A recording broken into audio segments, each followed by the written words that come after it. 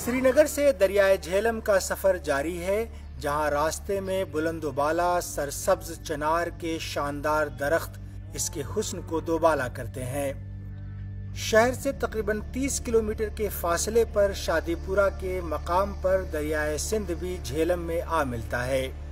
वाज़ेह रहे कि ये सिंध वो नहीं जो पाकिस्तान का सबसे बड़ा दरिया है, बल्कि ये कश्मीर का ही एक बड़ा नाला है जो दुर्रे जोजिला के ग्लेशियर से निकलता है और तकरीबन 108 किलोमीटर के बाद झेलम में समा जाता है।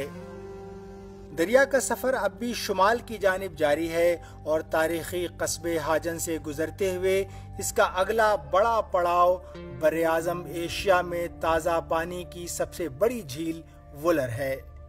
ये कहते हैं ये व्यथ जो है हिंदू माइथोलॉजी में ये भी है, ये दुल्हन है राज वुलर की, वुलर लेक में जहाँ ये समा जाती है। बाद में ये दुल्हन बनकर जाती है अपने दुल्हा से मिलने के लिए वुलर में। एशिया में साफ और ताज़ा पानी की सबसे बड़ी झील वुलर जिला बांदीपुरा के पहलू में विराजमान है। ये साइबेरिया के परिंदों का भी एक बड़ा मस्कन है।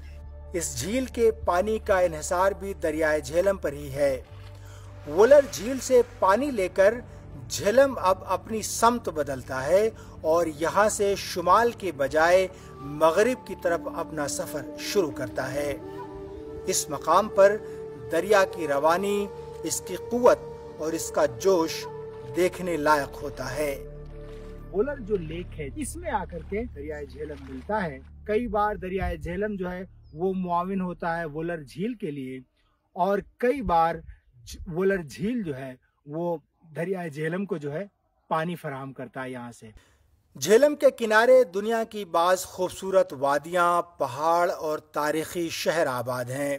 वुलर के एक सिरे पर लबे झेलम कश्मीर का मारूफ शहर सोपोर बसता है। कहते हैं कि दरियाए झेलम कश्मीर और पाकिस्तान के करोड़ों अफराद की लाइफलाइन होने के साथ ही मुआश का भी एक अहम जरिया है। मौजूदा दौर में भी ये ज़रूरी अशिया की तरसील और नक्लो हमल का एक अहम जरिया है। यही झेलम वैली रोड ही था ना कांटेक्ट हमारा पंजाब के साथ, वही कनेक्ट करता था रावलपिंडी के साथ ये कश्मीर को। महाराजा राजे जो जाते थे ना वो भी जाते थे इसी झेलम के दरिया से। वहाँ पहला पड़ाव उनका हुआ करता था बारामूला में, दूसरा दुमेल तक जाता था, तीसरा पड़ाव होता था मुजफ्फराबाद, फिर सियालकोट जाते थे। सियालकोट से आकर जम्मू में वो डोगरा महाराजा गुजारते थे सर्दियों के 6 महीने। सोपोर से चलकर दरियाए झेलम आगे बारामूला शहर की हुदूद में दाखिल होता है। बारामूला शहर का पुराना हिस्सा दरिया के शुमाल और नया हिस्सा दरिया के जुनूब में आबाद है। मजमूई तौर पर दरियाए झेलम 725 किलोमीटर तवील है और अपने तमाम सफ़र के दौरान यहाँ अपने सबसे ऊंचे रास्ते पर बहता है। यहाँ दरिया हर जानिब पहाड़ी चट्टानों से घिरा है। जहाँ से दरियाए झेलम निकला है और जहाँ ये ख़त्म होता है जाकर के, उस पूरे सफ़र में बारामूला का जो इलाका है आप मेरे पीछे देख रहे हैं, वहाँ पे अपनी बुलंदतरीन सतह पे ये बह रहा है और ये वो मकाम है जहाँ मैं इस वक्त बैठा हूँ। ऊपर से नीचे की तरफ हल्का सा ये गिरता है। पानी की रवानी है वो बहुत तेज़ हो जाती है। इसका बहाव और इसकी रफ्तार में तेज़ी यहीं से आती है। कहते हैं कि इस इलाके में झेलम के बुलंदी पर बहने की भी एक वजह है, वरना शायद ये डल झील का तमाम पानी खींचकर इसे खाली कर देता। यहाँ से चंद किलोमीटर के फासले पर ही उड़ी कस्बा है जो जिला बारामूला की एक तहसील है। यहीं पर उड़ी का मारूफ नाला हाजी पीर अपने आप को झेलम के सुपुर्द करता है।